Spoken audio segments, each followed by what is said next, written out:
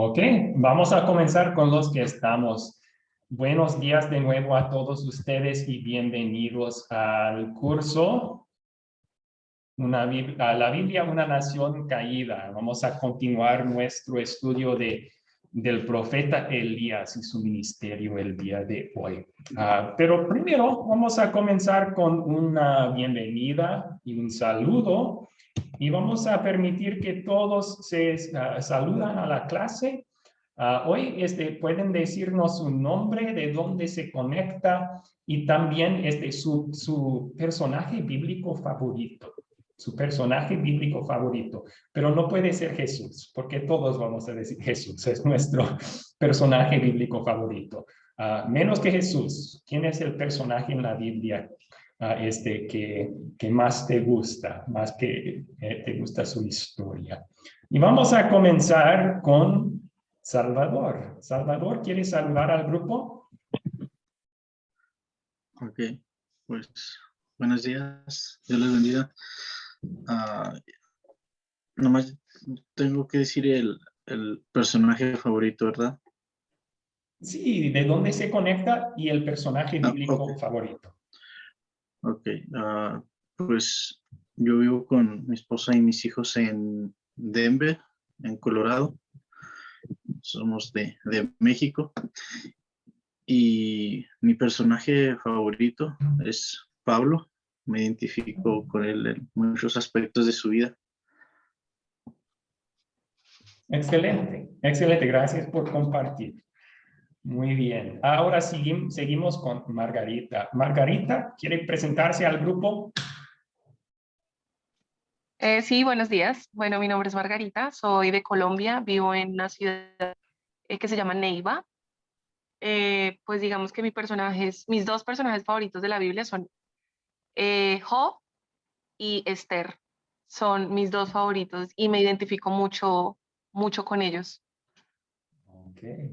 Muchas gracias por compartir. Sí, vamos a estudiar la historia de Esther en este mismo curso. Así que buena elección. Sí. Muy bien. Vamos a continuar entonces con Cándido. Cándido, ¿quieres saludar al grupo? Sí, buen día, estimado compañero, Pastor Abraham. Soy Cándido Carpio de la República Dominicana. Ya tengo unos 8 o 9 cursos con Academia Cristo y esperando completar el Discipulado 1. Y estamos muy felices de que Dios haya puesto en nuestro camino esta hermosa bendición y esta herramienta.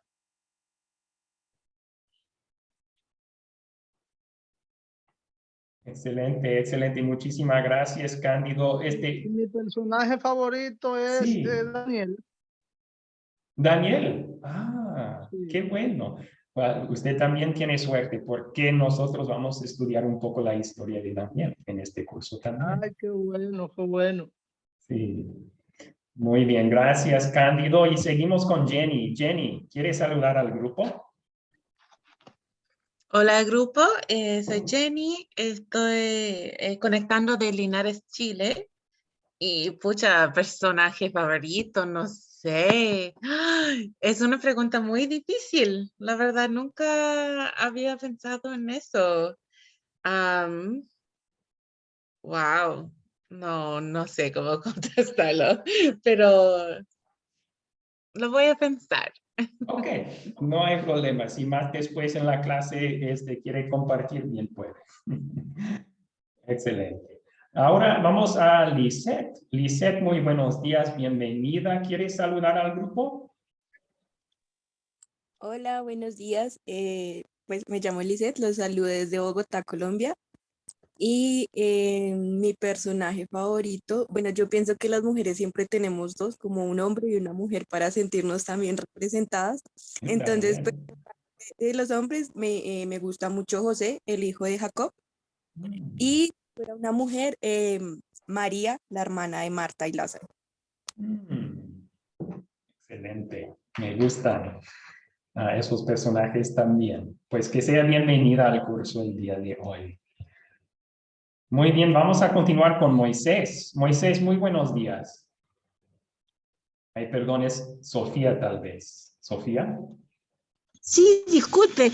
¿Cómo está, profesor? Que Dios le bendiga. Mire, los dos personajes que me gustan mucho, el de Abigail y el de Bernabé. Abigail como una mujer prudente y sabia, y Bernabé un hijo de consolación. Esos dos personajes considero que son muy hermosos, tanto en el Antiguo como en el Nuevo Testamento. Esa sería mi colaboración al respecto. Considero que esos personajes son un lindo ejemplo de lo que Dios puede hacer usando unas personas para bendición de los demás. Eso sería, mi estimado profesor. Sí. Excelente, excelente. Me gustan esos personajes también. Gracias por compartir. Y bueno, supongo que yo debo hacer mi actividad también. Yo creo que cambia esto de un momento en mi vida a otro, pero ahora mi personaje favorito en la Biblia es mi tocayo espiritual. Abraham, es un buen ejemplo de fe en las promesas de Dios, a pesar de lo que ve, ¿verdad? Él andaba por fe y no por vista. Muy bien, y Jenny ahora pensó en uno. ¿Quiere compartir, Jenny? Sí, bueno, una historia que me gusta mucho es Ana, de la mamá de Samuel. También, Me gusta muy mucho buena. esa historia. Sí, sí, excelente selección. Muy bien. Pues muchas gracias, amigos. Yo creo que eso fue todo. Vamos a comenzar. Y hoy nos toca estudiar la historia un poco más de Elías y su enfrentar de los profetas de Baal en el Monte Carmelo. Vamos a pedir la bendición de Dios en oración antes de estudiar su palabra juntos el día de hoy. Oremos. Señor Dios, confieso que soy tentado a hacer dioses de mis posesiones, de otras personas y de mí mismo, en vez de temer, amar y confiar en ti sobre todas las cosas. Fortalece mi resolución de adorarte a ti solamente como el verdadero Dios y Salvador de mi alma. Ayúdame a dar un claro testimonio sobre Jesucristo, quien me salvó por su obediencia perfecta y su sacrificio inocente. Él es el único camino al cielo. Amén. Muy bien. En esta segunda clase vamos a recordarles una vez más de nuestras normativas para la clase. Pedimos, por amor a nuestro Dios y Salvador, que lleguen preparados, haciendo la tarea, la lectura y viendo el video y pensando en la pregunta de repaso. También, si es posible, llegar puntuales a la hora. A los profesores que nos sirven mostramos respeto también, y a los otros compañeros en la clase cuando aportan y en el grupo de WhatsApp, con respetar la política para ese grupo que tenemos. Muy bien, antes de meternos en el tema principal, el estudio de la historia de Elías con los profetas Baal, vamos a repasar un poco. Recuerden que en la clase pasada estudiamos cómo se dividió el reino de Israel. Se dividió en dos partes. Tenemos esas dos partes acá en el mapa, el reino de Israel en el norte y el reino de Judá en el sur. Y vimos en la clase pasada que esa división tuvo su raíz en el pecado de Salomón. Él se casó con muchas mujeres paganas y permitió que su religión pagana se infiltrara en el reino de Israel. Y debido a su desobediencia, Dios pronunció que bajo su hijo Roboam se iba a dividir el reino en dos partes. Y vimos que en el caso de Roboam eso sucedió. Cuando él tomó el mando en Israel, la gente ya estaba cansada de los impuestos y el trabajo que les había puesto su papá, Salomón, en sus proyectos de construir, etc. Y pidieron que aliviara el yugo Roboam. Y Roboam escuchó el mal consejo de sus jóvenes, sus amigos, y dijo, no, yo voy a ser más duro aún que mi padre, y debido a eso se dividió el reino en dos partes. Mencionamos también en la clase pasada que Omri, el papá de Acab, hizo la capital en Samaria del norte, y también se construyeron bajo Jeroboam, se construyeron becerros de oro en el norte, aquí en Dan, y en el sur, en Betel. Y esa fue una decisión política, o sea, Jeroboam sabía que solamente había un lugar en donde adorar al Dios verdadero, en la capital de Judá, en Jerusalén. Y ese fue el único lugar permitido por Dios, por culto y sacrificio. Pero él pensó, yo no quiero que mis súbditos estén escapando al sur siempre para adorar a Jehová. Mejor construimos otros templos en el norte y en el sur de mi reino, para que adoren a Dios allí. Pero esa fue idolatría, ¿verdad? Dios prohibió imágenes para su pueblo y becerros de oro. Son imágenes de una religión falsa. Así que vimos también que Acab y su esposa Jezabel introdujeron la adoración de Baal como la religión del Estado. Y yo pedí que ustedes ayudaran un poco con la investigación sobre quiénes eran Baal y Asera. ¿Quiénes eran Baal y Asera? ¿Alguien quiere compartir información que encontraron por internet? Muy bien. Veo dos Yo, alumnos ya levantaron la mano. Margarita, ¿quiere compartir lo que encontró por internet sobre esos dioses falsos? Sí, señor. Pues yo busqué quién era Baal. Dice, amo, señor, en hebreo, es el primer rey del infierno, una de las potencias infernales que se citan en libros de magia. Además de eso, Baal era el nombre del dios supremo adorado en el antiguo Canaán y Fenicia. La práctica de la adoración de Baal se infiltró en la vida religiosa judía durante la época de los jueces. Se expandió en Israel durante el reino de Acab y también afectó a Judá. Baal era el dios de la fertilidad que se creía capaz de habilitar la tierra para producir cosechas y que la gente tuviera hijos. De Acera no encontré mucho, solamente diosa cananea de la fertilidad y del amor sexual, fue deidad principal de los cananeos y fue llamada madre de todos los dioses. Ok, muchas gracias. Gracias por compartir esa información. Cándido levantó su mano también. ¿Quería compartir, Cándido? Sí, básicamente lo mismo que dijo la compañera, pero lo voy a decir en una o dos líneas. Baal es llamado uno de los dioses falsos a cual los hebreos rendían culto en algunas ocasiones cuando se alejaban de su dios principal, Yahvé o Jehová. Baal fue considerado como el asistente personal de Satanás. Y Asera fue llamada también como la madre de todos los dioses. Ok, muchas gracias por compartir, Cándido. Sí, mencionaron ustedes dos conexiones con Satanás. Yo creo que sí, más tarde en el Antiguo Testamento, cerca de los días de Jesucristo, los judíos fieles a Jehová ligaron la adoración de Baal con el culto a Satanás. Y con razón, ¿verdad? La misma Biblia dice que detrás de esos dioses falsos hay poder demónico. Y sí, como el nombre de él, Sabub, que se utiliza en el Nuevo Testamento, Baal, Sabub, sí. Bueno, Lisette levantó su mano también y quería compartir aquí. Lisette.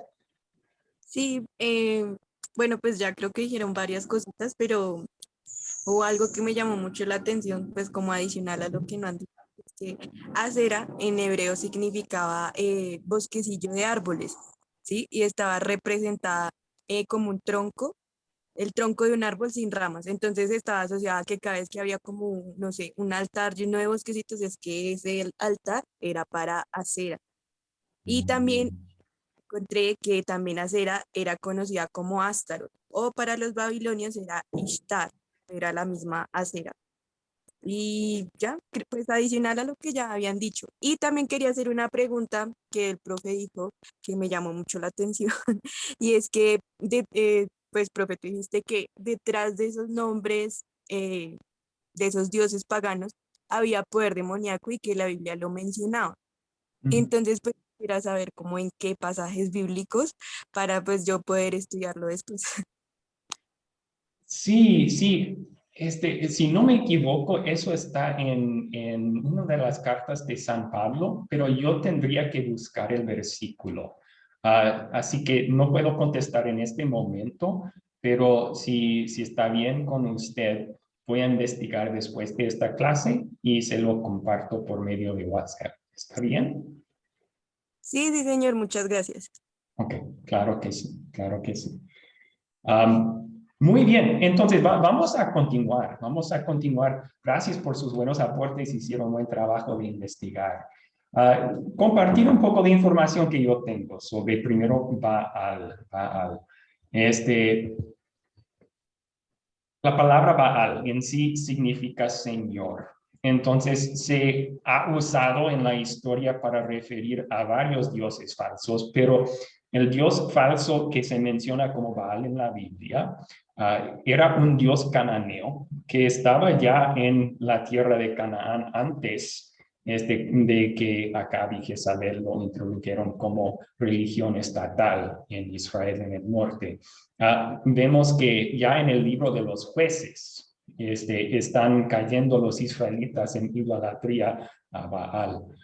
Él se consideraba el dios de la lluvia. Ustedes pueden ver en estas imágenes que Baal tiene su mano alzada. Se cree que la tiene alzada porque está por tirar un relámpago. O sea, él es el dios de la tormenta, de la lluvia. Y se relaciona eso con lo que vamos a ver en nuestra historia para el día de hoy, ¿verdad? Siendo el dios de la tormenta, bien debe de haber podido Baal enviar lluvia o fuego del cielo, un relámpago, ¿verdad? Pero obviamente no, porque él no es un dios verdadero. Bien, por causa de eso también se consideraba, como mencionó Cándido, creo, un dios de la fertilidad, pues la lluvia hace fértil la tierra. Y en el culto a Baal estaba involucrado también acción sexual.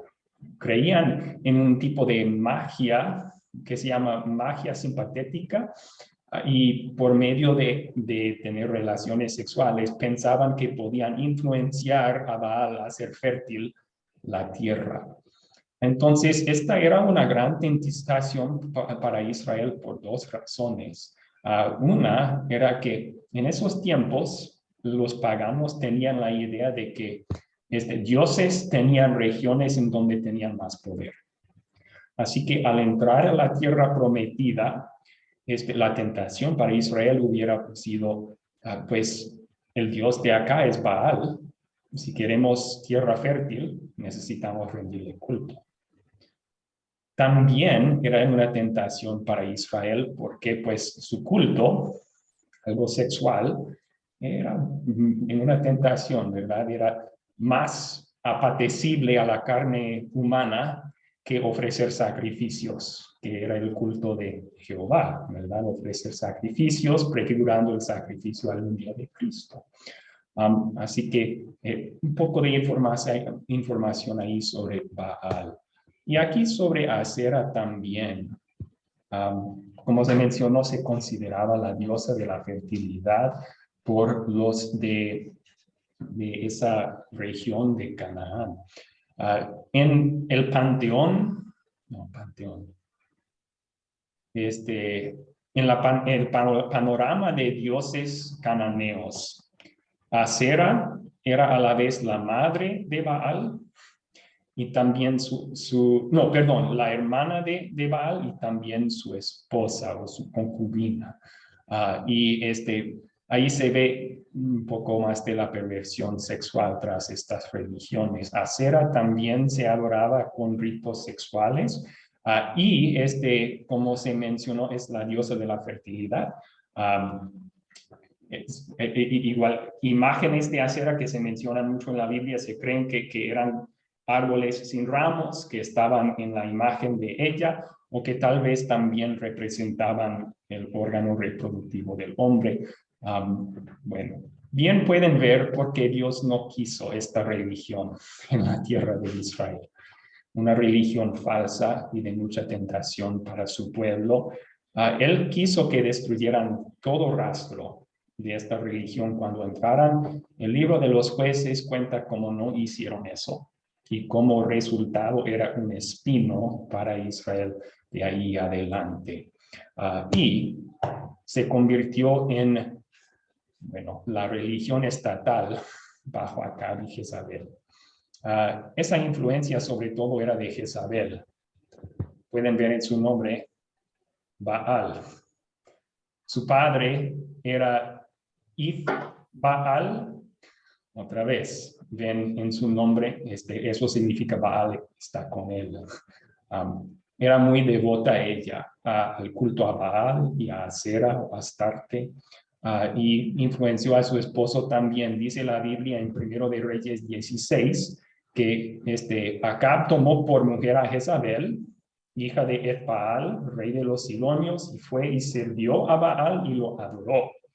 Y luego hizo altar a Baal en el templo de Baal que él edificó en Samaria, en la capital.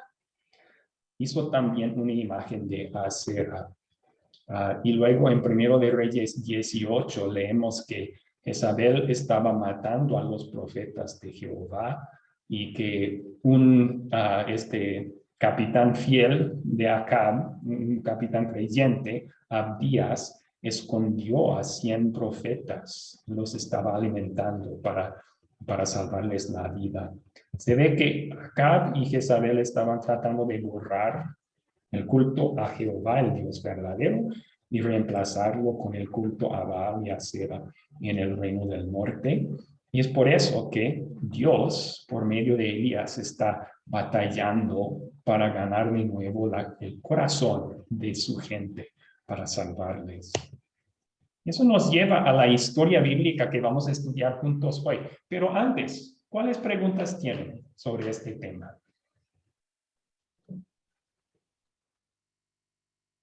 Cándido levantó su mano. Cándido, por favor. Sí, veo ahí la perversión de ese sistema religioso que tenían a esos falsos dioses, lo cual era terriblemente desenfrenado y perverso para esa época. Sí, sí. Estoy de acuerdo con su comentario, ¿verdad? Muy bien, gracias. Salvador levantó la mano también. ¿Cuál es su pregunta, Salvador? Sí, tengo una pregunta. Cuando estaba investigando sobre estos personajes de Baal y Acera, miré también un comentario que decía que no recuerdo si a los dos o solamente a Baal, pero decía que también se hacían, las personas en ocasiones hacían sacrificios de niños para ellos. Mi pregunta era si cuando se refería a que les hacían sacrificios de niños, era a lo que se lee en la Biblia que tenían en Israel, creo, que era donde tenían el horno de fuego, ahí es donde se hacían estos sacrificios de niños para Baal y Acera. Muy buena pregunta y gracias por hacerla. A ver, yo tengo aquí en mis notas una cita bíblica sobre eso. Un momento y se lo voy a compartir.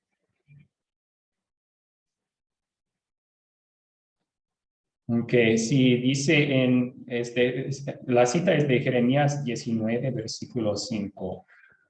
Y el comentario que tengo sobre esa cita dice: en ocasiones el pueblo ofrecía hasta a sus hijos como holocaustos a Baal.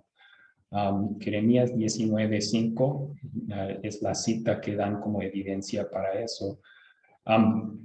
Los que estudian la Biblia y la arqueología debaten, a veces dicen que el sacrificio por fuego era un dedicar a los bebés, a los hijos, a esos dioses y no necesariamente un sacrificio quemado, un matar de esos hijos a los dioses falsos. Pero la mayoría están de acuerdo que en ciertos casos sí, de verdad sacrificaban a sus hijos a estos dioses falsos. Sí, gracias por compartir. Jenny levantó su mano también. Tiene una pregunta. Sí, existía esos dioses en el tiempo de Jesús cuando ya llegaba, o sabemos cuándo terminó de tener ese. Otra muy buena pregunta. Yo creo, puede ser que en algún rincón existía todavía el culto en la tierra de Israel, el culto a Baal o a Asera.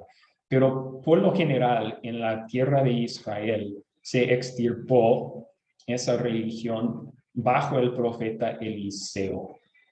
De hecho, era otro rey del norte, Jehú se llama. Ese rey del norte mató a toda la familia de Acab y Jezabel y destruyó los altares a Baal y a Asera, limpió la tierra de esa religión falsa por lo general. Pero él siguió con los becerros de oro en el norte y en el sur del reino de Israel, que era contra de la voluntad de Dios. Yo creo que en otros países siguió, o sea, de donde estaba Jezabel, Sidón, Tiro, siguieron adorando a Astarte, que es Asera. También en Babilonia se adoró a ella, y eso era siglos después de Elías. Pero por lo general en Israel su influencia se había disminuido mucho. Ya, pero probablemente seguían en los otros países. Sí, sí. Ok, Sí, ya, gracias. sí. Gracias por la pregunta. ¿Alguien más tiene preguntas sobre esto?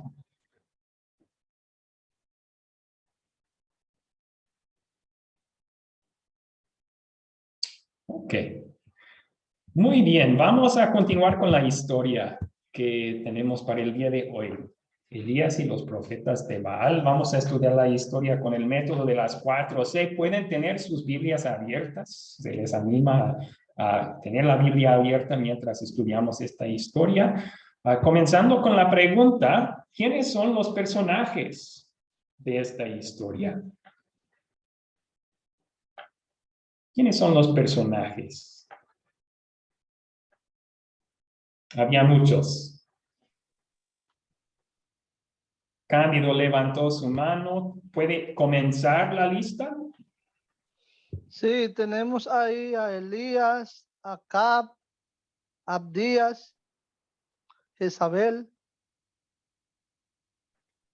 Muy bien. Ok, excelente. Gracias por comenzar. Elías, Acab, Jezabel, y Abdías, ese siervo de Acab que era creyente y salvó a los profetas. Ya le mencioné. Damaris levantó su mano. ¿Quiere seguir la lista?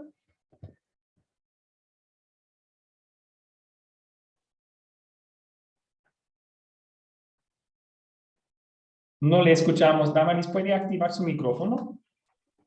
Perdón, perdón, profesor. No hay problema. Sí. Tenemos los 450 profetas de Baal, tenemos a los hijos de Israel, y yo puse también a Jehová. Excelente, excelente. Muchas gracias. Sí, los 450 profetas de Baal, Jehová y el pueblo de Israel que fue convocado al monte Carmelo, ¿verdad? Muy bien. ¿Alguien más? ¿Algún personaje que no se ha mencionado aún?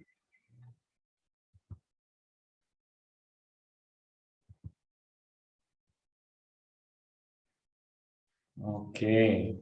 Yo creo que tenemos los principales allí. Son mencionados también 400 profetas de acera que comen de la mesa de Jezabel. También son mencionados el criado de Elías, que cuando él está orando por lluvia en nuestra historia, el criado va y mira al mar y ¿verdad? Que son 3 veces, no, 7 veces, 7 veces, y la séptima vez ve una nube pequeña, pero eso crece y trae la lluvia a la tierra. También un mensajero de Jezabel que le lleva el mensaje a Elías después, que yo te voy a matar a ti, como mataste a mis profetas de Baal. Sí. Ok, muy bien. ¿Cuáles son los objetos en esta historia?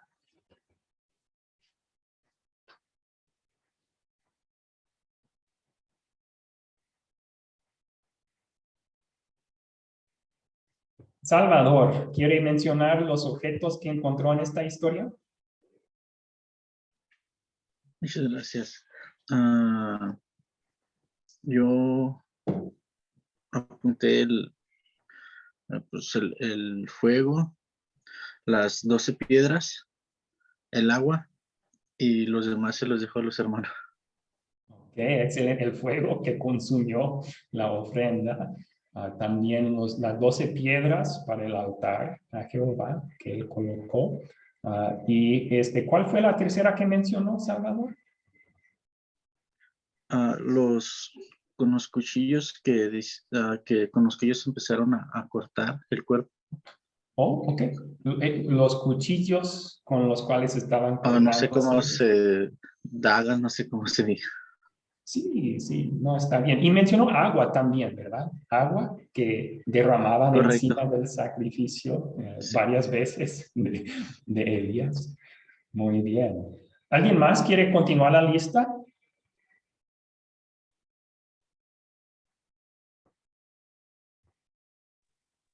Adelante, Damaris, por favor. Sí, profesor, tenemos a los 2 bueyes, tenemos la leña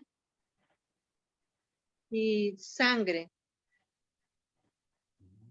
Okay. Hasta ahí, para que continúe el resto.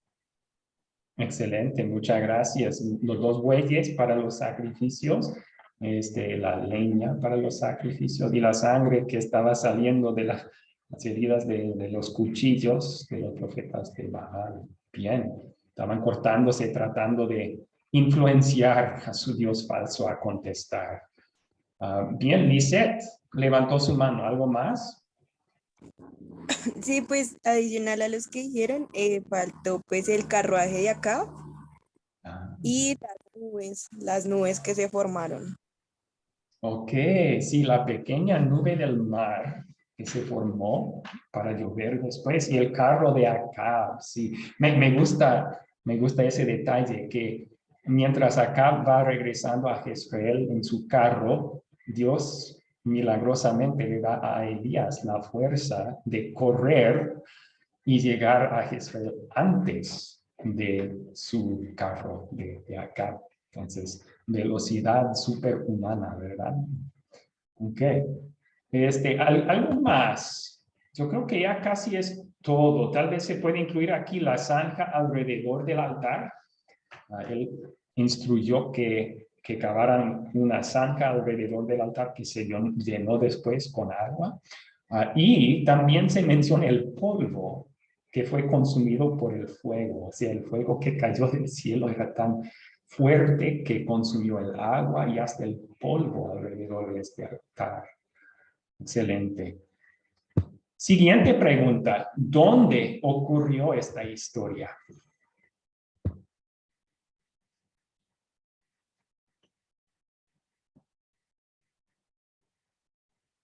Jenny levantó su mano, por favor. ¿El Monte Carmelo? Muy bien. El Monte Carmelo, sí. ¿Algún otro lugar que es mencionado en la historia?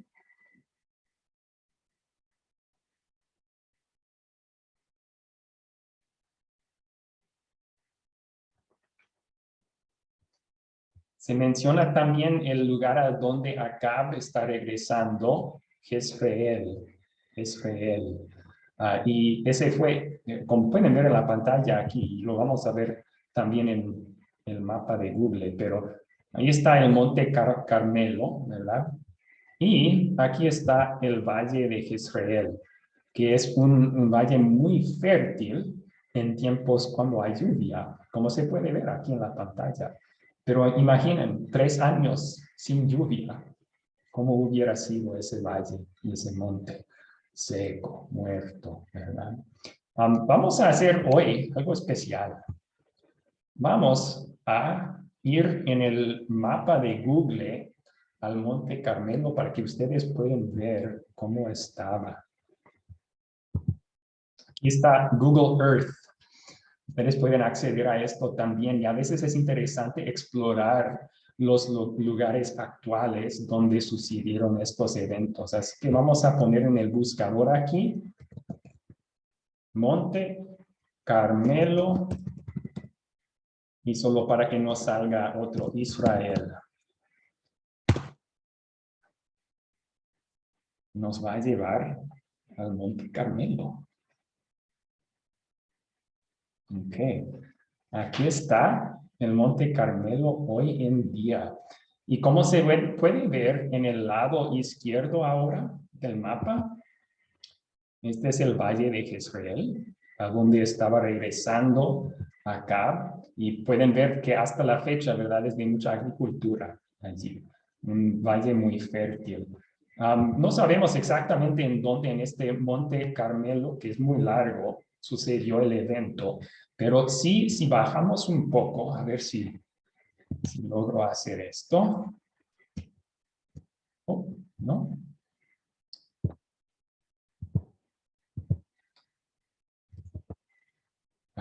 Sí. Se puede ver también que no está muy lejos del mar. Así que desde la cumbre del Monte Carmelo se puede ver el mar. Y eso está en nuestra historia también, el mar Mediterráneo. Eso está en nuestra historia también, ¿verdad? El criado de Elías ve ve una nube subiendo del mar. Así que tenían una vista del mar, del Monte Carmelo también. Bueno, esto les da un poco de idea de lo que es este lugar donde ocurrió la historia. Vamos a volver al PowerPoint. Muchas gracias por la escenografía, profesor. Sí, no hay de qué. Ustedes pueden utilizar esa herramienta también para ver el sitio donde ocurren. Siempre va a ser el sitio actual, ¿verdad? Se ha cambiado un poco la geografía, pero no tanto. Entonces, siguiente pregunta, perdón. ¿Cuándo ocurrió nuestra historia?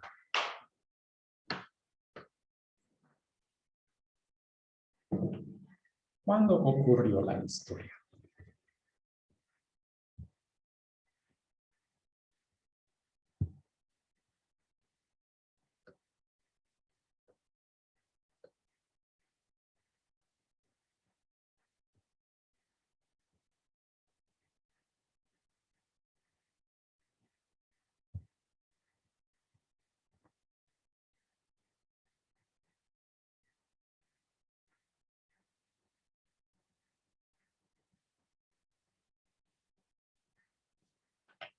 Salvador levantó la mano, adelante. Ok, yo nomás miré que decía en el 3er año, pero no sé de qué, contando a partir de qué acontecimiento. Ok, sí. En el 3er año, ¿en qué versículo está eso, Salvador? Está en el 18, 1. Elías regresa. No, perdón, me equivoqué. Estoy en el principio. No, ¿Sí? usted tiene razón. Sí, es 18:1. Excelente, dice en mi traducción, el tiempo pasó y 3 años después, la palabra del Señor vino a Elías y le dijo. Así que 3 años después de lo que sucedió en el capítulo pasado, que era, Elías le dijo a Acab, no va a llover hasta que yo diga, ¿verdad? Y luego se fue al el arroyo de Kerit, y luego a la viuda de Sarepta, 3 años después de esos eventos. Así que puede ser 3 años y medio que no cayó lluvia en la tierra. Muy bien. Margarita levantó la mano también. ¿Quería aportar aquí? Sí, aquí pues en la versión que yo tengo dice durante el 3er año de la sequía, o sea, ahí especifica más. Durante el tercer año de la sequía. Gracias. Entonces, por lo menos 3 años que no estaba lloviendo. Muy bien. Continuemos. Perdón, ¿se puede decir que ocurrió durante el reinado de Acab? Una fecha aproximada sería el año 850 antes de Cristo, 850, por ahí. Y se puede decir que los eventos sucedieron en un solo día, ¿verdad? Todo el día los profetas de Baal estaban clamando a su Dios falso a que enviara fuego del cielo. Bien. ¿Cuál es el problema en esta historia?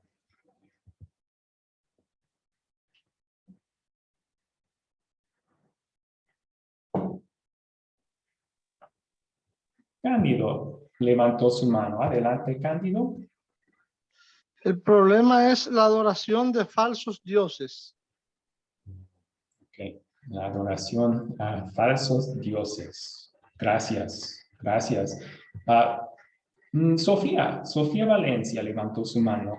¿Ve otro problema en esta historia? El problema fue que lamentablemente acá se dejó llevar por la idolatría y el paganismo de Jezabel y lo pusieron como si hubiera sido la religión oficial y desvió al pueblo de la verdadera adoración de Dios. Y por lo tanto, ahí se ve el desafío para buscar el verdadero Dios en medio de la oposición de la religión oficial que había en esa nación. Eso sería, y Dios levantó a Elías para desenmascararlo y reconocer la falta en Acab, que se dejó llevar por Jezabel. Eso sería, pastor. Sí, muchas gracias por explicar un poco más el problema que estaba en ese tiempo. Lisette quería compartir aquí también, levantó su mano Lisette.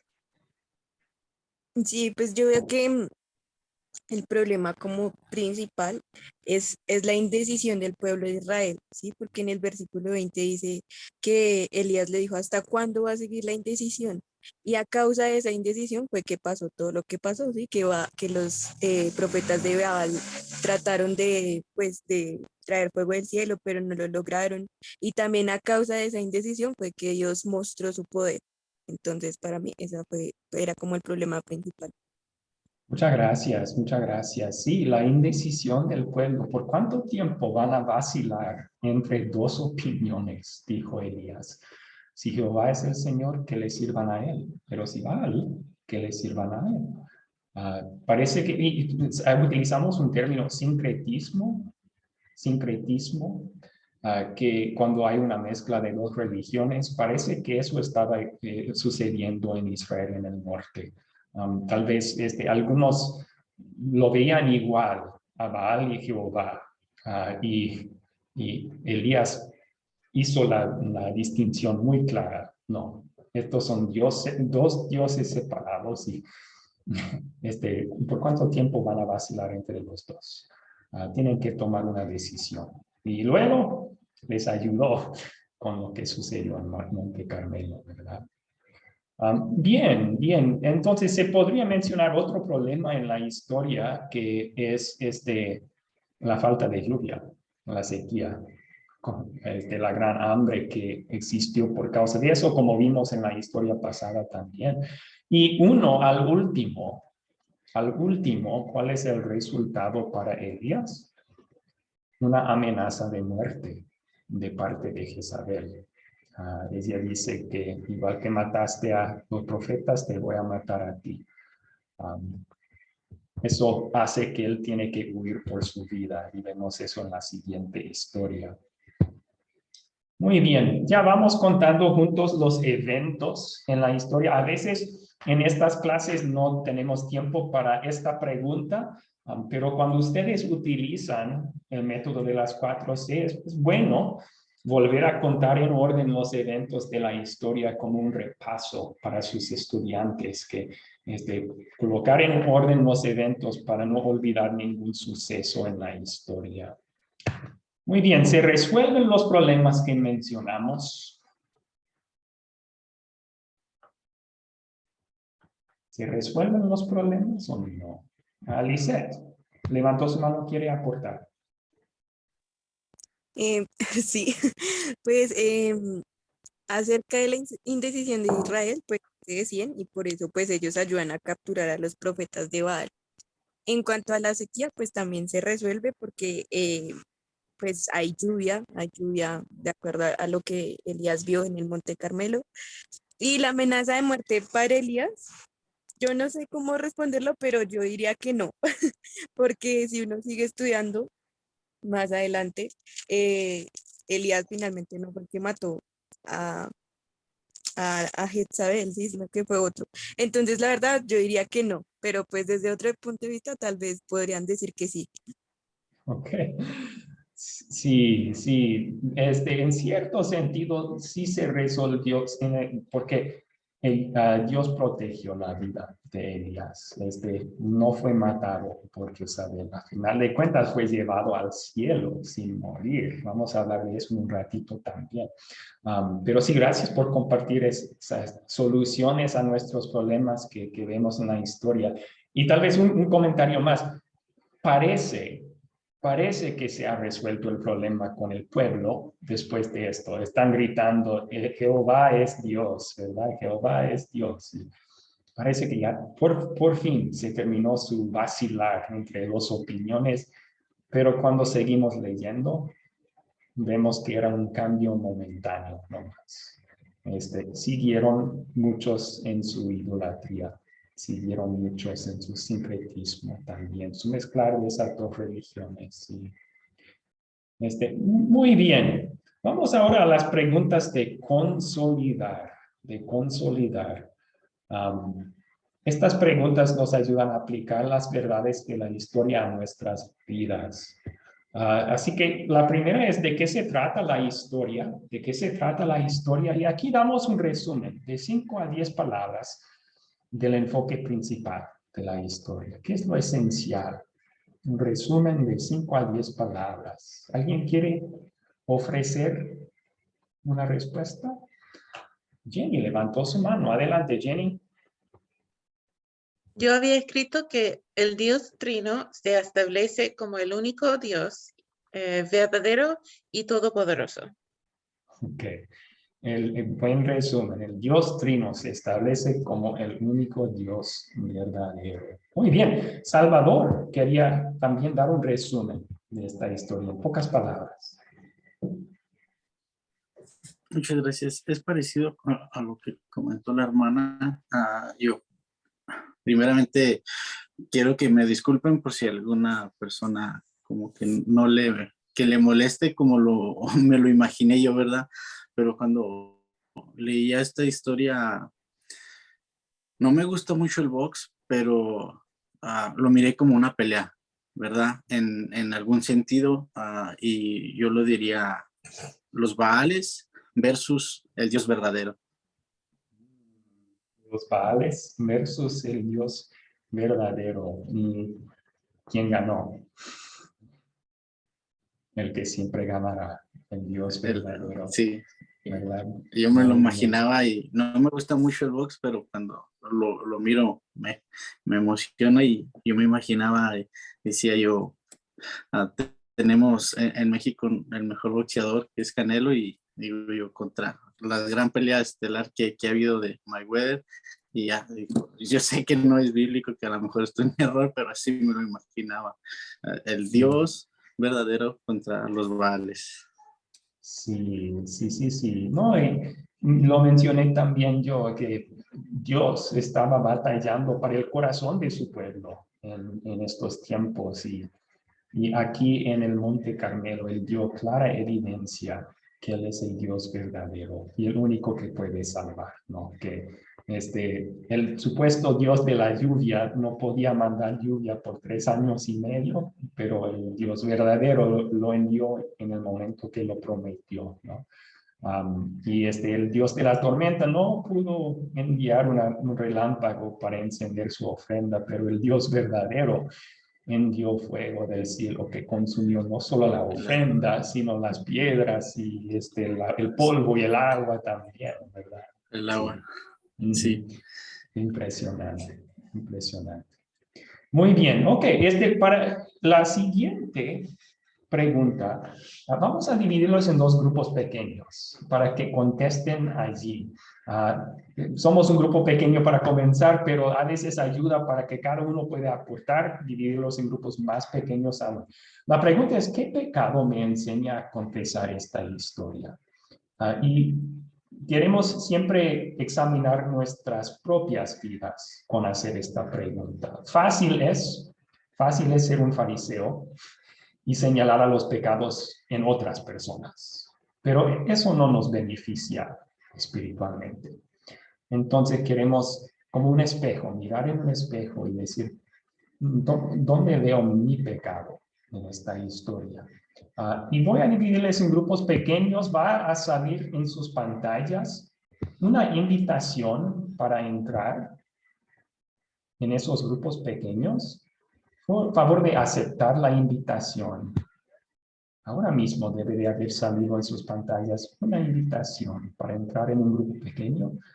Por favor de contestar esta pregunta. ¿Qué pecado me enseña a confesar esta historia en sus grupos pequeños?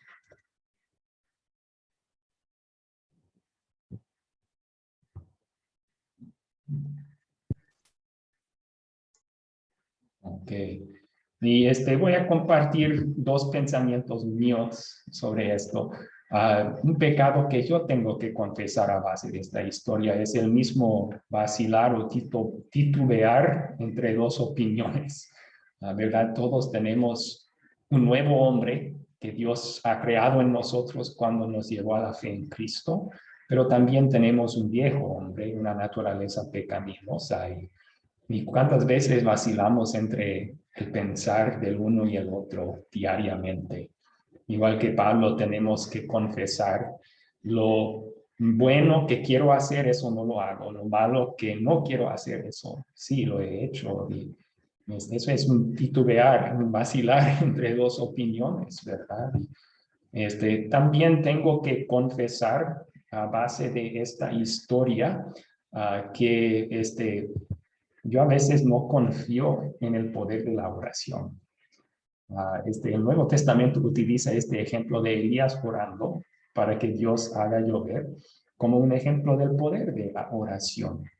Y a veces yo cuando estoy orando no tengo la misma fe que él tuvo, que Dios va a hacer algo cuando yo oro, aunque mi Dios lo ha prometido, que siempre contesta conforme a su voluntad nuestras oraciones. Es otro pecado que tengo que confesar. Pero bueno, vamos ahora a la siguiente pregunta, la mejor, la más importante. ¿Dónde vemos el amor de Dios en esta historia? ¿Dónde vemos el amor de Dios en esta historia? Excelente. Veo muchas manos, muchos quieren compartir. Vamos a comenzar con Margarita. Margarita, ¿dónde ve usted el amor de Dios en esta historia? Pues que a pesar de todo lo que hicieron, o sea, la idolatría y demás pecados, Dios mostró su gloria. Y nos damos cuenta que es un Dios de amor, que a pesar de todo, Dios manifestó su poder. Sí, de acuerdo, Margarita. Sí, bien, y justamente podría haber dicho Dios, ok, si quieren a Baal, que se vayan con Baal, a ver si él los puede salvar. Pero no, él estaba aquí mostrando su gloria para que el pueblo supiera y confiara que él es el único Dios que puede salvar. Y él hace lo mismo para nosotros también. En su palabra nos muestra, yo soy el único Dios que los amo y que puedo salvarles. Y eso lo hace para ganarnos una vez tras otra en su palabra también. Excelente, gracias por compartir. Cándido levantó su mano, por favor, ¿dónde ve usted el amor de Dios en esta historia? Sí, cada vez que veo una historia de los pasajes de la Biblia, me doy cuenta de la grandeza del Ser Supremo. Y antes tenía un poco de debilidad porque no tenía, vamos a decir, no por envanecernos ni nada de eso, pero siempre uno como que esperaba que alguien le dijera algo, pero ya la misma palabra y ver el cumplimiento de cada uno de los mandatos de Jehová, cómo Él le cumple a la persona, el cumplimiento de cada uno, de cada vez que Él habla, verlo en la palabra y ya la palabra es la que nos alienta y nos da seguridad. Eso me alegra bastante porque ya siento que no necesito verlo para creerlo. Sí, sí, muchas gracias. Gracias por compartir esa respuesta. Lisette levantó su mano también. ¿Dónde ve usted el amor de Dios en esta historia? Bueno, yo veo el amor de Dios en el respaldo que tenía hacia Elías, ¿sí? Y en el Nuevo Testamento, no recuerdo ahorita la cita, pero dice que Elías era un hombre sujeto a pasiones como nosotros. Y yo digo, sí, él era así, igual, o sea, tenía debilidades como nosotros. Y él todavía no había recibido la promesa de ser hijo y tenía todo ese respaldo, ¿sí? Yo digo, ¿cuánto más respaldo tenemos nosotros? Entonces, cuando yo me siento respaldada por Dios, veo el amor de Dios en eso. Amén, amén. Sí, está en Santiago ese versículo que citó usted, en Santiago capítulo 2, 3, no recuerdo bien el capítulo, pero sí, eso nos ayuda a ver que sí, el amor y el respaldo de Dios. Elías era un hombre igual que nosotros, él era mero polvo, igual que cada uno de nosotros es, pero Dios le respaldó porque lo amó y nos respalda a nosotros porque nos ama también. Pura gracia, puro amor inmerecido. Muy buena respuesta. Jenny levantó su mano. ¿Dónde ve usted el amor de Dios en esta historia? Bueno, conectándose con lo que dijeron ahora de la gracia y el amor de Dios, que Dios podría haber venido y matado al tiro todos los profetas de Baal, pero Él decidió darles esa oportunidad. Y al final vemos que dice que todos se postraron y dijeron, Jehová es el Señor. Y después lo mataron, pero Dios dice que solo necesitamos fe tan pequeño ese momento y Él podría haber decidido salvar a todos esos profetas, aunque hicieron algo terrible en guiar a todas esas personas lejos del Dios verdadero, pero le dio una última oportunidad para poder salvarlas. Y eso es hermoso. Sí, yo no pensé en eso, pero sí, les mostró a todos, incluso a los profetas de Baal, que Él es el verdadero Dios que salva y les dio oportunidad de arrepentirse y creer en Él también antes de su muerte. Sí, vemos el amor de Dios así también. Y por fin, siempre el amor de Dios más claramente se ve en Jesucristo, ¿verdad? Aquí tuvimos Dios manifestando su poder y su gloria en un sacrificio quemado, pero vemos a Dios manifestando su gloria y su poder para salvar más claramente en el sacrificio de Cristo en la cruz, que quita todos nuestros pecados, que nos da perdón para los momentos que hemos titubeado, vacilado, hemos confiado en dioses falsos o hecho ídolos en nuestras vidas. Todos esos pecados Jesús los pagó y tenemos por medio de Él perdón pleno y gratuito.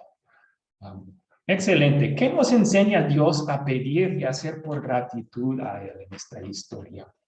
Movidos por el amor de Dios hacia nosotros, queremos agradecerle. ¿Qué podemos pedir o hacer en gratitud?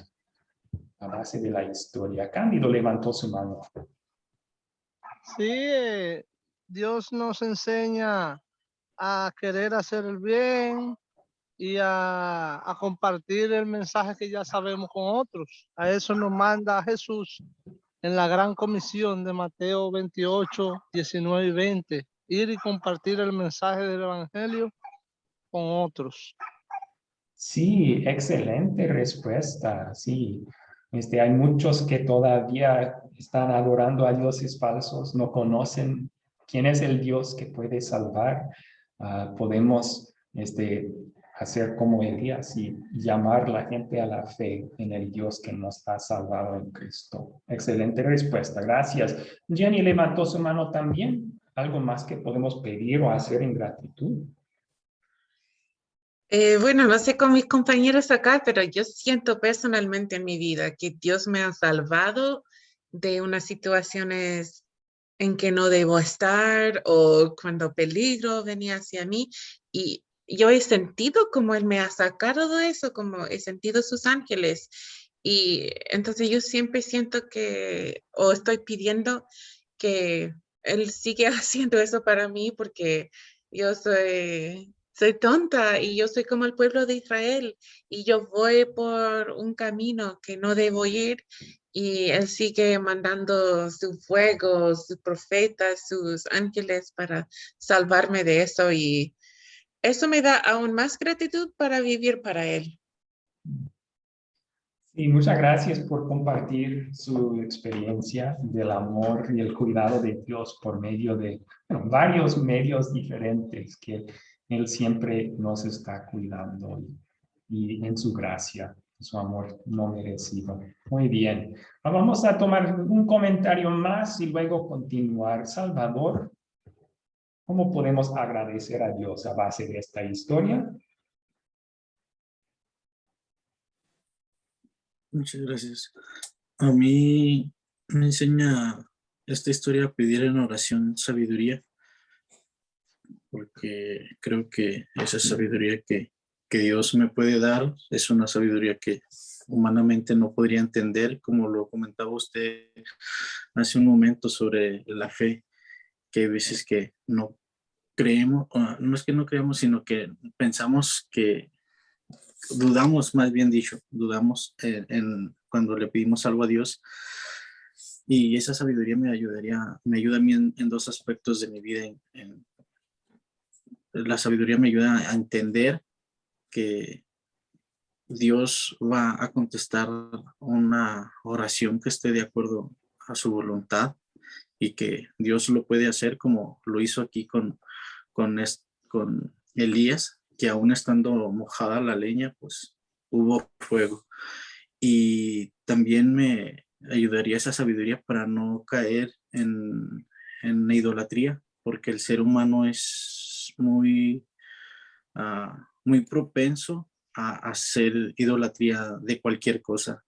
De cualquier cosa hacemos idolatría sin darnos cuenta. Muy cierto, muy cierto. Gracias por compartir. Pedimos la ayuda de Dios en esa batalla diaria que tenemos. Yo iba a pedir algo semejante. Hay un salmo, yo creo que es el Salmo 86, en donde el salmista, por lo menos en mi traducción de la Biblia, dice: dame un corazón no dividido. El problema de titubear, de vacilar, es porque tengo un corazón dividido. Yo quiero que Dios me dé un corazón más enteramente dedicado solo a Él, y a confiarle a Él sobre todas las cosas. Muy bien. Última pregunta: ¿cuándo sería buena situación para compartir este mensaje? Y en esta pregunta, podríamos decir con todos. Todos deben escuchar esta historia, es cierto. Es cierto, pero queremos pensar en como una caja de herramientas, ¿verdad? La Biblia, toda la enseñanza es útil, pero hay ciertas situaciones cuando una historia es más útil espiritualmente que otra. Así que, ¿en qué situación sería muy útil compartir esta historia con otras personas?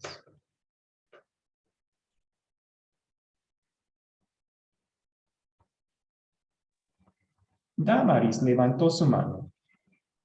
Sí, profesor, gracias. Cuando alguien esté confundido en quién creer, profesor, porque yo conozco personas de que escuchan palabras palabra genuina de la Biblia, pero también andan tras otros dioses. Aquí en Nicaragua se celebra Purísima, ¿verdad? Se celebran muchas cosas, muchos santos, y a veces veo que anda por aquí, anda por allá. Entonces esa gente que anda confundida en quién creer, entonces dar esta palabra sería fantástico para que sepa que hay un solo Dios verdadero y que no hay más. Sí, sí. Gracias. No, gracias a ustedes. Es excelente respuesta a esta pregunta. También Salvador levantó su mano. ¿Qué situación piensa que sería muy apta compartir esta historia? Muchas gracias. Creo que esta situación la viví hace 5 años atrás y fue con una persona, un amigo que conocí, y él tenía unos problemas muy grandes en su vida, y recuerdo que él conocía de Dios. De hecho, en ese tiempo yo era nuevo, se podría decir, leyendo la Biblia, nuevo en la iglesia, en muchos aspectos de mi vida relacionados con Dios. Y él lo conocí y yo no sabía que él conocía de Dios, sino que platicando supimos que pues yo iba a la iglesia y él conocía de Dios. Y a través de sus problemas, yo miraba que él adoraba a estos dioses que adoran, que le llaman Changó, y no sé, son unos que usan mucho en Puerto Rico y en otros lugares. Y yo recuerdo, lo miraba que ponía vasos con agua y sus documentos, y hacía tantas cosas. Y yo lo miraba y decía yo, oye, ¿tú conoces de Dios? ¿Por qué haces eso? ¿Por qué estás viendo a otro lugar? Y me decía, no, es que a mí siempre me ha funcionado. Y le decía, es que no te va a funcionar. Pasó 2 semanas y él todavía y no se le resolvía su problema. Y recuerdo que le compartí esta historia y le decía a él, no, es que sí me va a funcionar y sí me va a funcionar. Y le dije, yo recuerdo muy bien que le dije, yo no creo que te vaya a funcionar. Y me, se podría decir que hasta cierto lugar como que me daba lástima verlo, y le decía yo, es que no te va a funcionar, pídele a Dios y Dios te va a ayudar.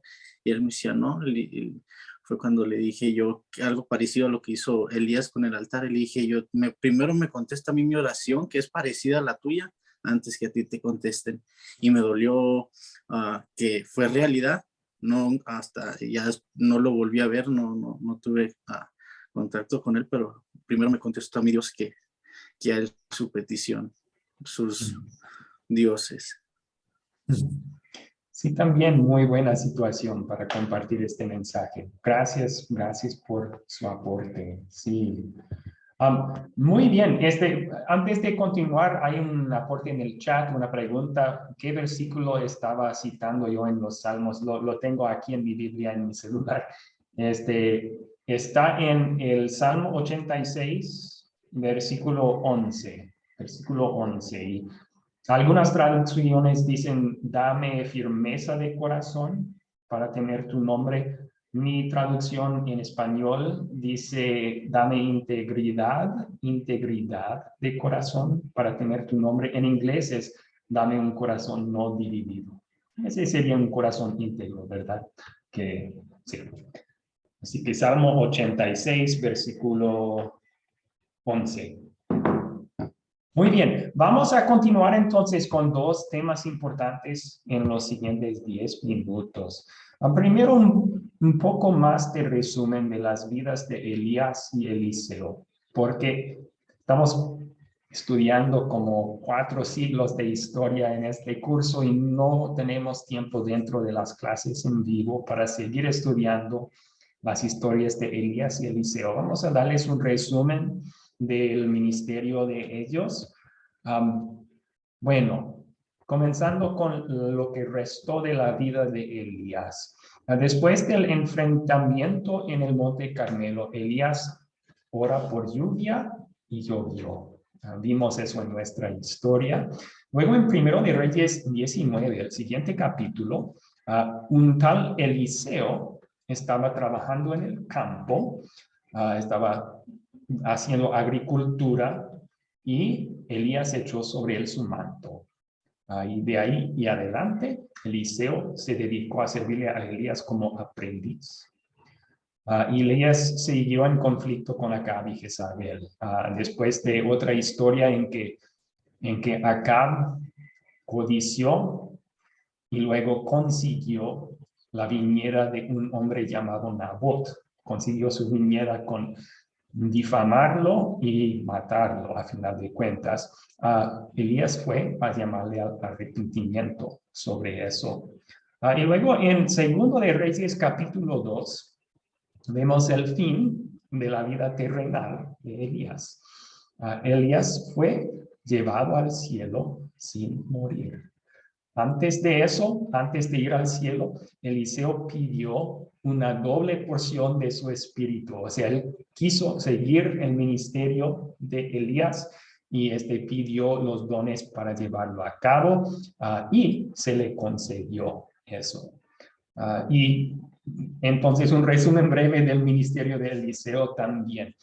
Como mencionamos anteriormente en la clase, bajo Eliseo se extirpó la alabanza a Baal en la tierra de Israel.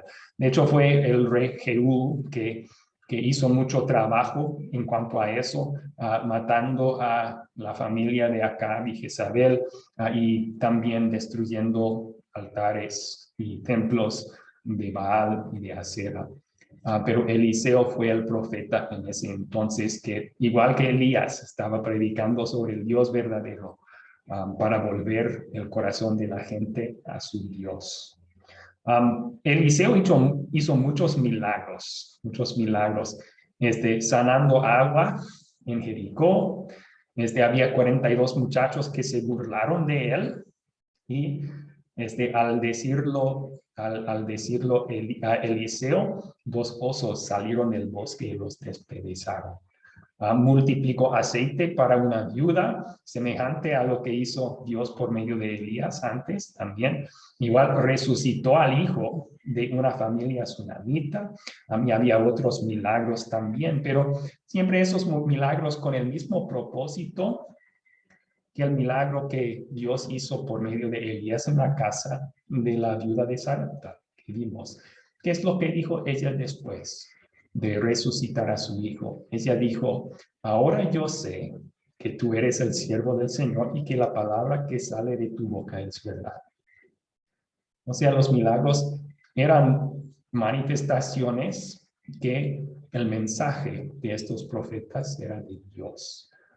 Entonces, bueno, hasta allí en el Antiguo Testamento. Ahora vamos al Nuevo Testamento.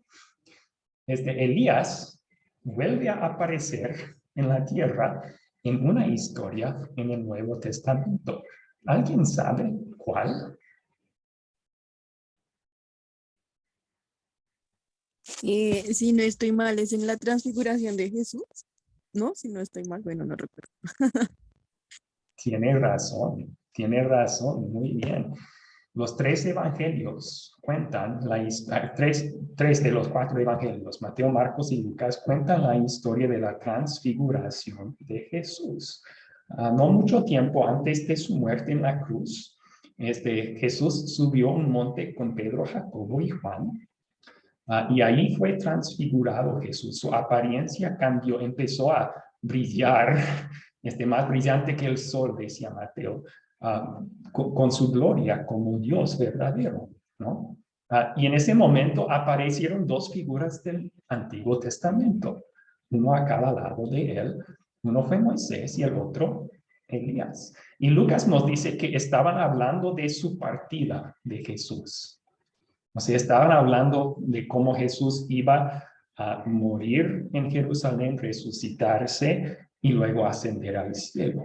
Entonces, Elías aparece allí. De hecho, después de Moisés, Abraham y David, Elías ocupa el 4º lugar en la lista de las figuras del Antiguo Testamento que son más mencionados en el Nuevo Testamento.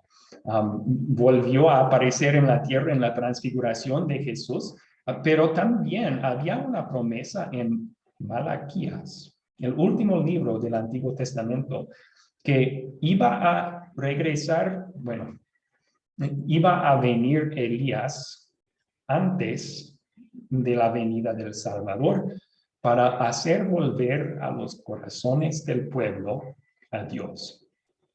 Y eso lo vemos cumplido en Juan el Bautista. Cuando el ángel anunció a Zacarías que iba a tener un hijo en su vejez, a pesar de que él y su esposa eran estériles, ese hijo iba a ser Juan el Bautista, y el ángel dijo que iba a hacer su ministerio en el espíritu y el poder de Elías. Sus ministerios iban a tener un propósito semejante, ¿verdad? Elías batallaba para hacer volver el corazón del pueblo al Dios verdadero. Juan Bautista iba a predicar para hacer volver el corazón del pueblo al Dios verdadero, para prepararlos para el ministerio de Jesús. También es mencionado Elías en Santiago, capítulo 5, como un ejemplo de que la oración es eficaz y poderosa. Y Jesús lo menciona en Lucas 4, específicamente habla de la viuda de Sarepta como un ejemplo del amor de Dios para con los gentiles. Muy bien.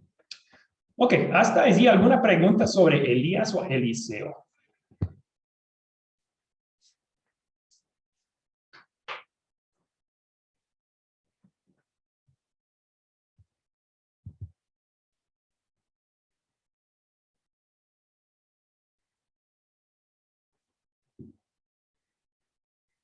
Ok.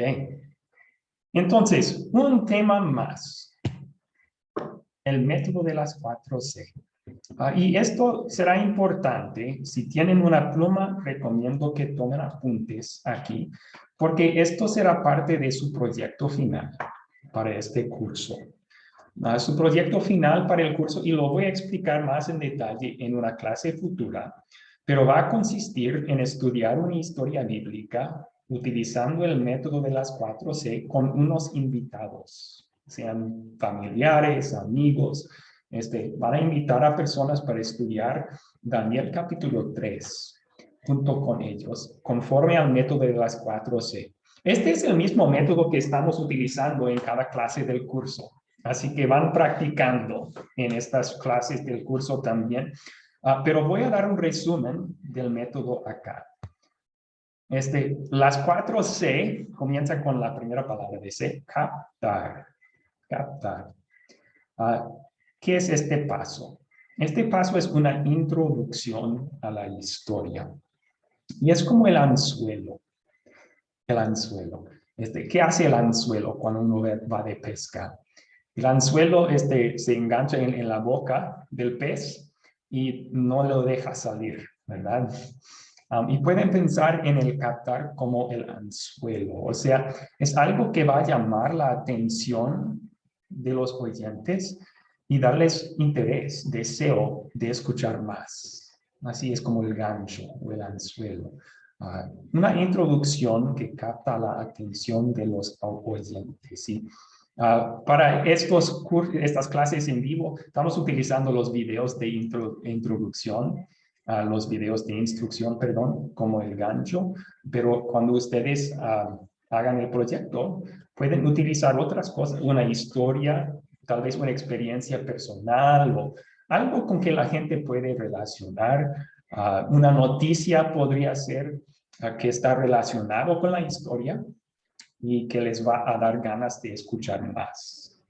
Porque luego queremos contar la historia bíblica.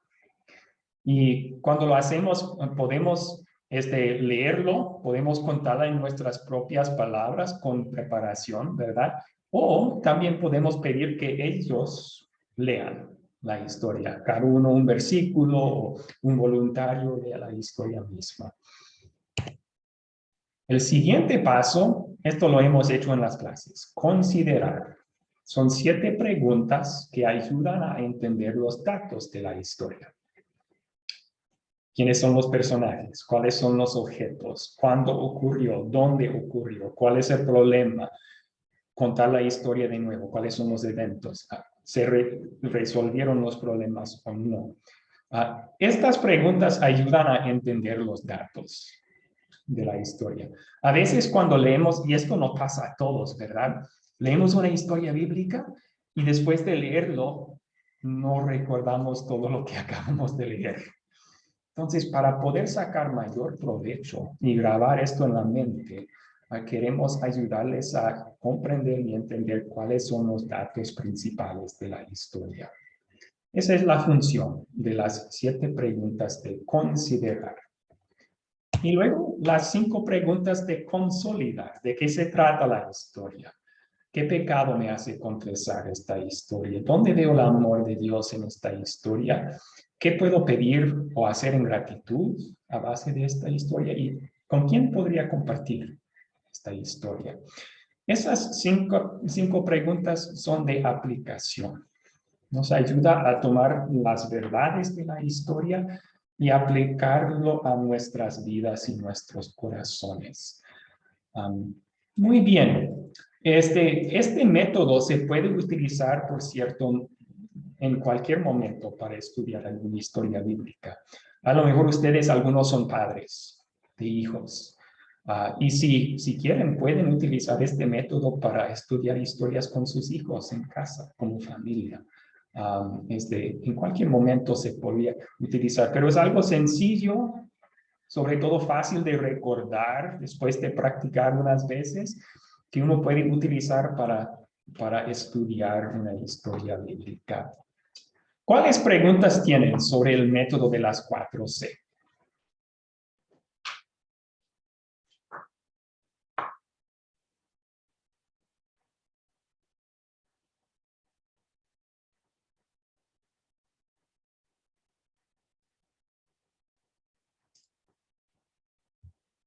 Salvador, levantó la mano, por favor.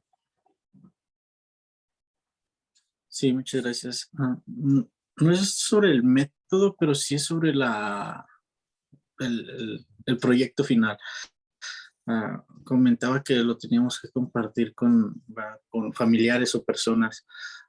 Se tiene que hacer para demostrarlo un video.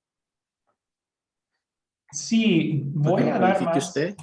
Buena pregunta. Voy a dar más detalle en clases futuras sobre el proyecto final. En esta clase solo vamos a explicar el método de las 4C y en una clase futura voy a explicar en qué consiste y cómo entregar el proyecto final. ¿Ok? Ok, muchas gracias. Gracias a usted. ¿Qué otras preguntas hay?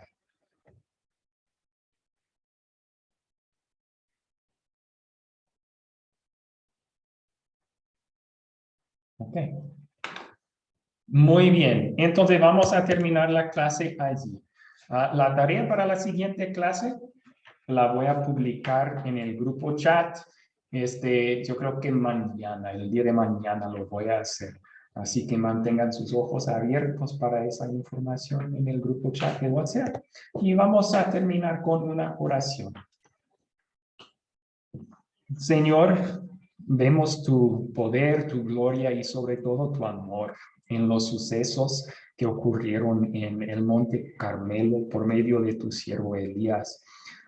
No hemos visto con nuestros propios ojos un evento así, pero en las palabras de las Escrituras lo podemos ver claramente y nos manifiestas en la Biblia tu poder, tu gloria y sobre todo tu amor para nosotros, para nuestra salvación, para nuestra fe, para nuestro bien. Pedimos que utilices esta historia para ese fin, que nos fortalezcas, que nos des corazones íntegros, cada vez más íntegros, para que te confiemos en ti y te amemos sobre todas las cosas. Es en tu nombre que te lo pedimos. Amén.